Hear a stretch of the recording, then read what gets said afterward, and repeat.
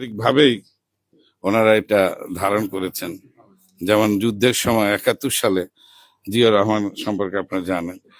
তো প্রেসিডেন্ট জিয়া যখন ওই যে সামরিক পাকিস্তানি এই যে ওনার যিনি বস ছিল জানজুয়া, তাকে সাথে যখন ফাইট করে তাকে অ্যারেস্ট করে বেঁধে যখন ঘোষণা করলো যে উই রিভল্ট, এটা করে যখন উনি সবাইকে বললো আমরা এখন কি করবো, বলছে চলো আমরা সবাই অস্ত্র, কারণ তাদেরকে অস্ত্র জমা দিতে বলা হয়েছিল। এই ফাঁকে কেউ একজন ম্যাডামকে, কোনো একজন সৈনিক ওনাকে ফোন করে জিজ্ঞেস করেছেন যে ম্যাডাম এরকম আমাদের সব অস্ত্র দিয়ে দিতে বলছে, আমরা দিব নাকি, আমরা দিলে তো পাকিস্তান আমাদেরকে মেরে ফেলবে। তো উনি তখন সবাই বলে গৃহবধূ, তখন তো আরো উনি গৃহবতী, উনি জবাব দিয়েছিলেন যে তোমরা তোমার স্যারের কথা ছাড়া অস্ত্র দিও না। তো উনি বসেছিলেন ওই সময় দিয়ে, আমি যদি শমসুমী চৌধুরী স্যারের কাছে শুনেছি, উনি তখন ক্যাপ্টেন। তো উনি বাসা গিয়েছিলেন, এরকম অবস্থা খারাপ বোঝা যাচ্ছে যে দেখেন প্রেসিডেন্ট সাহেব নাই। তো তখন উনি ম্যাডামকে, তখন উনি ভাবি ডাকতেন, বলেছেন যে ভাবি স্যার কোথায়?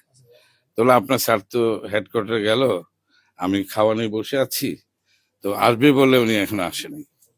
তখন ততক্ষণে কিন্তু শহীদ প্রেসিডেন্ট জিয়া রহমানের সাথে পাকিস্তানি যে ব্রিগেডিয়ার জানজুয়ার সাথে মারামারি বা সবকিছু হয়ে গেছে।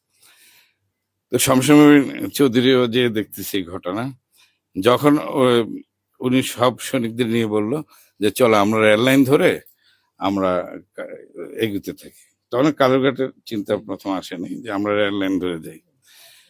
তো যেতে যেতে ওই ওনার বাসার সামনে দিয়ে যাচ্ছে, কাছে দিয়ে, তখন শমসুমী স্যার নাকি বলছে স্যার ভাবি তো আপনার জন্য খাওয়া নিয়ে বসে আছে, আপনি কি একটু দেখা করলে ভালো হতো না? উনি তো জানে না এত কিছু, কিন্তু বসে আছে। তো জিয়া রহমান বলছে আমার ছেলে মেয়ের কথা বলছে, আমার তোমার স্ত্রীর কথা বলছে, আমার পিছনে যারা আছে তাদের কথা কি, তাদের কি বউ বাচ্চা নাই, তাদের কি সন্তান নাই? তো ওরা হচ্ছে ওই ধরনের পরিবারের। জিয়া রহমান যখন নিজের কথা ভাবেন নাই, নিজের পরিবারের কথা ভাবেন নাই, নিজের সন্তানের কথা। আমি যখন ম্যাডামের সাথে ছিলাম, আমি 5 বছর ছিলাম, আমার চেয়ে বেশি দিন আর অনেকে ছিল যারা ম্যাডাম যখন প্রধানমন্ত্রী ছিলেন, কিন্তু আমার সময়টা খুব কষ্টের সময় গেছে ওনার, যেমন বাড়ি থেকে বের করে দিয়েছে, মামলা করা, সবকিছু, খোকর সাহেবের মৃত্যু। সবচেয়ে বড় কথা উনি একা থাকতেন বাসায়, ওনার 2টা ছেলে, কিন্তু তাদের সঙ্গরই পার নেই,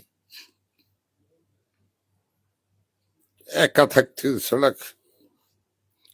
তারপরে উনি আপোষ করেন সন্তানের জন্য, উনি জনগণকে বেশি ভালোবাসছেন, দেশকে বেশি ভালো। এটা হচ্ছে ত্যাগ, মানুষের এটি ত্যাগ, যে নিজের সন্তান কথা না ভেবে দেশের কথা ভাবা, জনগণের কথা ভাবা। এটা কিন্তু সহজ ব্যাপার না, এটা আমরা সহজে এটা রপ্ত করা খুব কঠিন একটা বিষয়। তো যাই হোক, সবচেয়ে বড় কথা যে উনি কিন্তু দলের ঊর্ধ্বে উঠতে পেরেছেন, উনি তার পরিবারের ঊর্ধ্বে উঠতে পেরেছেন।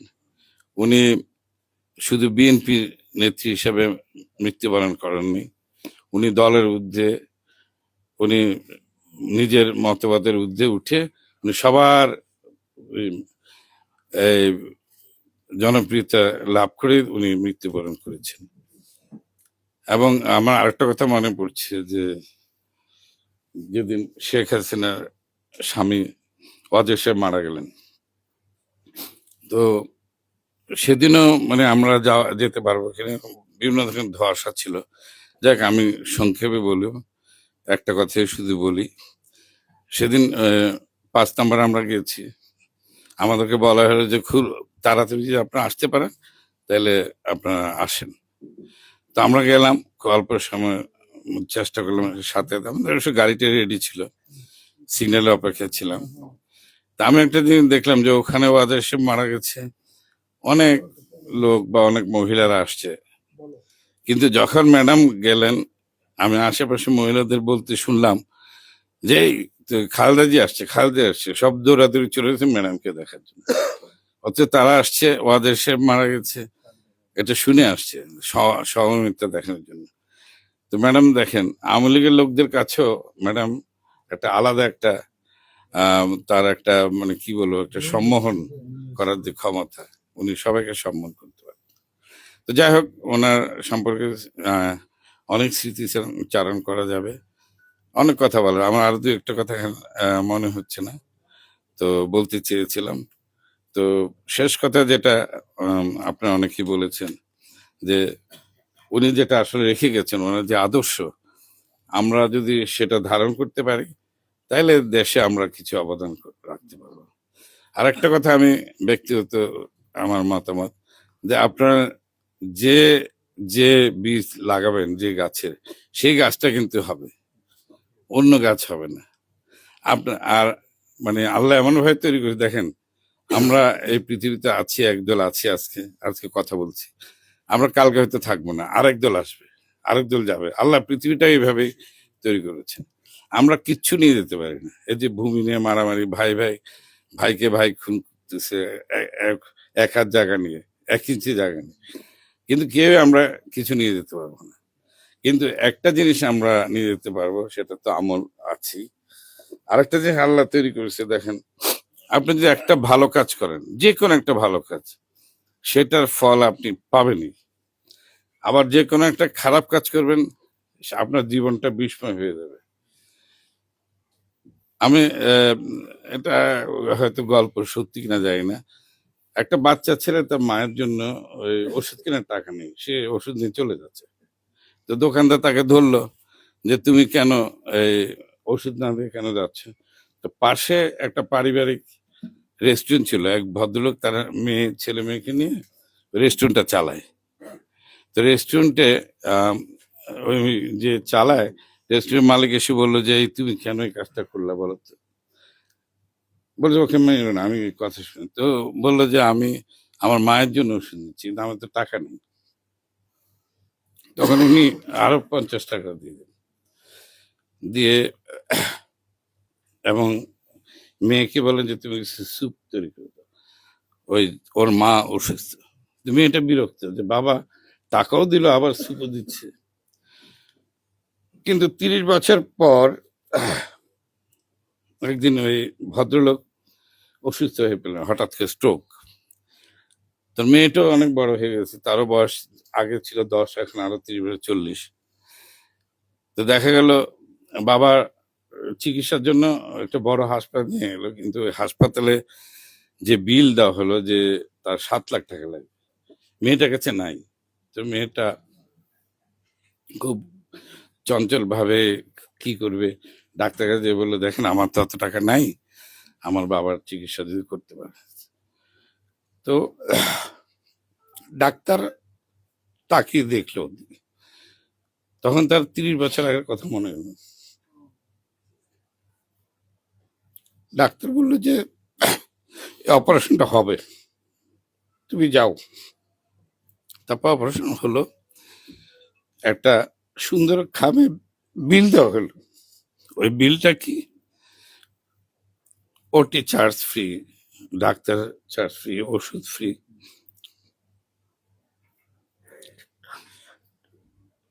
নিচে লেখা হলো যে এই বিলটা 30 বছর আগে শোধ করা আছে। তা আপনি ভালো কাজ করলে অবশ্যই ভালো ফল পাবেন, এটা আপনাকে মৃত্যুর আগে হলে সে প্রতিদিনটা পাবেন। ম্যাডাম অনেক কষ্ট করছে, ম্যাডাম অনেক দুঃখী মানুষ, কিন্তু মৃত্যুর আগে ওই যে ভালো কাজের জন্য এই আপনারা যা বললেন সবগুলো কিন্তু সম্ভব হয়েছে। এই জন্য আমি বলবো আমার যারা আমার সহকর্মী, সচিবালয় কর্মচারী ভাইরা, পে স্কেল আমি খবর নিয়েছি, একটা ভালো পে স্কেল হওয়ার কথা, ভালো পে স্কেলে হবে, কিন্তু সবাই তো যায়নি। তবে এটাও তো সত্যি যে সরকারের আসলে তো টাকা পয়সা কিছু নাই, সব টাকা তো বাইরেই পাচার হয়ে গেছে, দেশে তো টাকাই নেই। মানে আর যদি 6টা মাস মানে আগে সরকার থাকতো, বিশেষ করে আমরা যারা পেনশনে চলে গেছিলাম, আমরা তো ভিক্ষা করা ছাড়া উপায় থাকতো না, কারণ আমাদের পেনশনের টাকা আছে ব্যাংকে, আমরা সেটা প্রফিট দিয়ে চলি। তো ব্যাংক তো বন্ধ হয়ে যেত, ব্যাংক তো আপনার যে 8-6টা মাস থাকতো ব্যাংক। মানে আমি এই গত সরকারের একজন সমর্থককে কদিন আগে কথা হচ্ছিল, তো তারা এই সরকারের সমালোচনা করতেছিল যে ইকোনমি বলা হচ্ছে ডেভেলপ করেছে, তারপরে মুদ্রাস্ফীতি কমে গেছে, ডলার রিজার্ভ বেড়েছে, বাংলাদেশ ব্যাংকের রিজার্ভ বেড়েছে, কিন্তু ইনভেস্টমেন্ট তো হচ্ছে না। তা আমি বললাম যে ভাই, আমি সব স্বীকার করলাম, কিন্তু গত 5ই আগস্টের সময় যদি আর 6টা মাস যদি সরকার থাকতো, তখনকার অবস্থা তো তুমি জানো কি হতো। আমি বলো তখন 8-6টা মাস থেকে সরকার নিজেই পড়ে যেত, আন্দোলনও লাগতো না। তা আসলে তো সরকার টাকা পয়সা দেশে রাখেনি। এখন আমাদের যে ক্রাইসিস যাচ্ছে, তারপরেও আল্লাহর অনেক রহমত যে যেভাবে বৃষ্টিপাত, এবার বৃষ্টিপাত অনেক বেশি হয়েছে, মানে সবজি দাম অনেক বেশি হওয়ার কথা। ডক্টর ইউনূস স্যারে একটা ক্যাবিনেট মিটিং এ 2-3টা মিটিং এর আগে বললেন যে 74 সালে 74 সালে বাংলাদেশের লোক সংখ্যা ছিল এর অর্ধেক, কিন্তু তারপরেও খাওয়া পাওয়া যায়নি, চাল পাওয়া যেত না, খাদ্য নাই। আর এখন লোক সংখ্যা ডাবল, কিন্তু আল্লাহর কি রহমত, খাদ্যের কোনো অভাব নেই। এখন যেগুলো হচ্ছে, আমরা ভালো মানুষ না, আমরা সিন্ডিকেট করি, আমরা একদিনে বেশি লাভ করতে চাই। আমরা তো দেশপ্রেম আমাদের মধ্যে নাই। আমাদের আগে দেশপ্রেমিক হতে হবে, দেশ, তারপর দেশের কাছে চাইতে হবে। আপনাদের কাছে অনুরোধ, আপনারা যারা সচিবালয় বা বিভিন্ন অধিদপ্তর, স্বাস্থ্য অধিদপ্তর বা অন্যান্য অধিদপ্তর আছেন, আপনারা একটা চাকরি আছে, আমার একটা চাকরি আছে, আমরা কম খেলেও আমরা বাঁচতে পারবো। দেশের অনেক লোকের সেই সঙ্গতি নাই। আমি আমার কথা বলি, আমরা আমরা অনেক বঞ্চিত, বা আমরা কর্মচারীরাও অনেক কম বেতন পাই, সেসব সব সত্যি। কিন্তু আপনি চিন্তা করেন, অনেক বহু লোকের তো চাকরি নেই। আমাদের তো আসলে চাকরি ব্যবস্থা করা উচিত। এই যে ইয়াং লোকের সংখ্যা বেশি, কিন্তু তাদেরকে সেই পরিমাণ চাকরি আছে নাই। কিন্তু তাদেরকে যদি আমরা চাকরিতে ইয়ে করতে হবে, তারা খারাপ কাজ করবে না। তারা, এই যে দেখেন যারা জীবন দিছে, ওরা তো মৃত্যুর জন্য প্রস্তুত ছিল, এই ছেলেগুলো। তার মধ্যে 2-1জন ডিরেল হয়ে গেছে। আমি মনে করি যে বাধ্য হয়েছে, তার বাবার কোনো ইনকাম নাই, একটা গ্রামের গরিব ছেলে, সে পড়াশোনা করে ইউনিভার্সিটি ভর্তি হতে পারছে, সে আন্দোলন করছে, সে দেখতেছে এখানে আমার আন্দোলন করে আমাকে সবাই খুব বাহবা দিচ্ছে, কিন্তু আমার বাবার তো বা আমার ভাই বোনের খাওয়ার পয়সা নেই, বাসায় খাদ্য নেই। তো তার তো হয়তো কেউ অসুস্থ, তার চিকিৎসা করার ব্যবস্থা নেই। তো সে তো বাধ্য হয়ে, যে 2-1টা ঘটনা ঘটছে চাঁদাবাজি বা এটা, আমি কিন্তু খারাপ ভাবে দেখি না, যে সে বাধ্য হয়ে করছে কাজটা। তাকে তো আমার সমাজ থেকে তাকে চাকরির ব্যবস্থা করা উচিত ছিল। আমার সমাজ থেকে তাদেরকে অন্য কোনো ব্যবস্থা, যে অন্ন বস্ত্র খাদ্য এগুলোর সংস্থান করে দেওয়া উচিত ছিল। দ্বিতীয় কথা হচ্ছে, আমরা অনেক ভালো আছি, তারপরেও যদি আমরা জনগণের কথা আগে বলতে হবে, কারণ আমরা যে পর্যায়ে আছি, জনগণ, আমরা একটা সম্মানের পর্যায়ে আছি। আমরা একবেলা আধা বেলা কম খেলেও সেটা মানুষ দেখে না, কিন্তু মানুষ যখন আমরা পরিচয় দিই, আমি সচিবালয়ে কাজ করি, আমার যে পদই হোক, সচিবালয় একটা ছোট চাকরি করি, অথবা আমার পর্যায়ে তো আমি সিনিয়র সচিব, কিন্তু আমার আর্থিক অবস্থা অনেকের চেয়ে খারাপ, কিন্তু সম্মানটা কিন্তু আমার অনেক বেশি। আমার ভাবতে হবে যে আমার দেশের মানুষ কি খায়। আমরা ম্যাডাম কাছে এটাই তো শিখছি, নিজের খাওয়া নিয়ে আমরা ভাবি না, উনি ভাবেন নাই, উনি তো দেশের মানুষের কথা ভাবছে। আমরাও আগে বলতে হবে যে হ্যাঁ, আমার দেশের জন্য কোনটা ভালো হবে, আমার জনগণের জন্য কোনটা ভালো হবে, আমার জনগণ আরো কিভাবে ভালো করতে পারে, আরো কিভাবে ভালো খেতে পারে, আমরা সেটাও বেশি করে বলবো, নিজের কথাটা কম বলবো। 1, 2 নম্বর হচ্ছে, আপনারা কোনো সময় বাইরে যাবেন না, আলোচনা করবেন, কারণ আপনারা তো আমাদের সাথে কাজ করেন। আপনারা কেন বাইরে যাবেন বা অন্যদের মতো ইয়ে করবেন? কারণ জনগণ কিন্তু আপনাদেরকে আগের মতো আস্থার জায়গায় আমরা নাই। আমাদের আস্থা কিন্তু, একটু বসুক, বসে বলুক যে এই জিনিসটা সমস্যা আছে। আপনি স্যার এই দায়িত্বটা তো না না, সেটা তো করতে পারেন, অবশ্যই স্যার আমাকে কি সেটা করতে পারেন। আমার আমার আমার কথা হচ্ছে আমরা যেটা আলোচনা করে করতে পারি সেটাই সেটা আমরা কেন এতে যাব। এটা তো আমরা এখন উদার গণতন্ত্রে বিশ্বাস জি, স্যার। করতে হবে। আমরা ওই কঠিন গণতন্ত্রে যাব না, আমরা উদার গণতন্ত্রে বিশ্বাস করতে হবে। শান্তি চাই, সবাই যেন শান্তি থাকে। আমি একে শান্তি থাকবো, আমি একে ভালো থাকবো তা না, আমরা সবাইকে নিয়ে ভালো থাকবো। আমরা সবাইকে নিয়ে আমরা শান্তিতে থাকবো। আমি একা শান্তি থাকলে হবে না। আমরা সেটা করতে হলে কি করতে হবে? সেটা কি সম্ভব? হ্যাঁ সম্ভব, কিন্তু আমাকে কিছুটা ত্যাগ করতে হবে। আমি ত্যাগ না করলে আরেকজনকে আমি সেটা দিতে পারবো না। এই জন্য সবাইকে ত্যাগ করতে হবে, আমি একা ত্যাগ করলে হবে না। তো সেটা আমরা আসেন ত্যাগের মুহে আমরা প্রতিশ্রুতিবদ্ধ। আপনাদের যা আছে আমাকে তো, আমি তো আপনাদের জন্য অতীতও গেছি, ভবিষ্যতে যাব, প্রয়োজন হলে আমিও মাঠে দাঁড়াবো, অসুবিধা নেই অন্যায় হলে।